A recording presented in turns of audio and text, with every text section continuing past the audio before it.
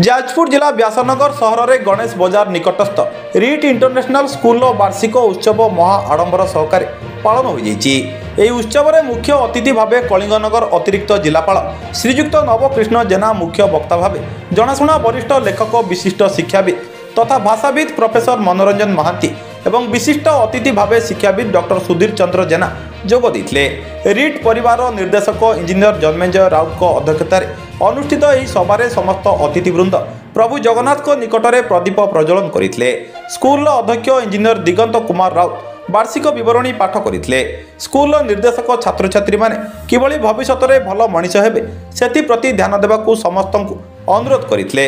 मुख्य वक्ता श्रीजुक्त मनोरंजन महांती विभिन्न महापुरुष मानकर उदाहरण दे सेमानक आदर्श रे अनुप्राणित हेबाकू आग्रह रखिथिले।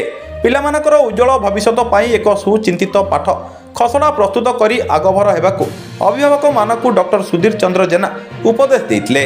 मुख्य अतिथि श्रीजुक्त नवकृष्ण जेना पिलामानकू सफलतार रहस्य विषय विशेष भाव आलोचना करथिले। छात्री नमस्य माझी द्वारा वंदे मातरम गान करा जायतिला। स्कूल अन्य निर्देशक श्रीजुक्त चिन्मय राउत धन्यवाद अर्पण करथिले।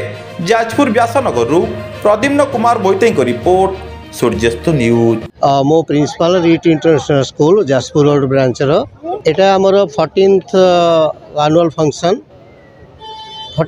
फंक्शन ने आमर पिला माने खूब दर एंजॉय करती। वर्ष सारा जहाँ कार्यक्रम होता है तार पाई आमे एटी प्राइज डिस्ट्रीब्यूशन करूँ एवं विभिन्न सेक्टर आसीथिबा विभिन्न प्रकार माने अंचल आसीथिबा लोक माने एठी एकत्रित हुअंती एवं आमर जो प्रोग्राम हुए भरपूर समस्त आनंद करती एवं पिला माने बहुत परफॉर्मेंस आप देखिए बहुत भल परफॉर्मेंस करती एवं आम अंचल में आम रिट इंटरनेशनल स्कूल एटा 14th ईयर एवं आमर एठी जाजपुर रोड एवं ठाकुरपाटना 2टा ब्रांच अच्छी। ओडिशा रे आमर टोटाल 6टा ब्रांच अच्छी।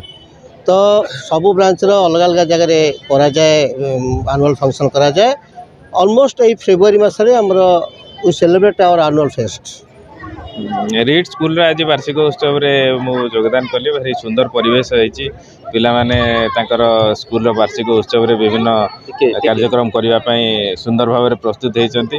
मंच बहुत सुंदर सजाई। स्कूल समस्त कर्मकर्ता शिक्षक शिक्षयित्री समस्ते आज सुंदर भाव में वार्षिक उत्सव को पालन करने आगे आई अनुष्ठान 14 वर्ष हो गला।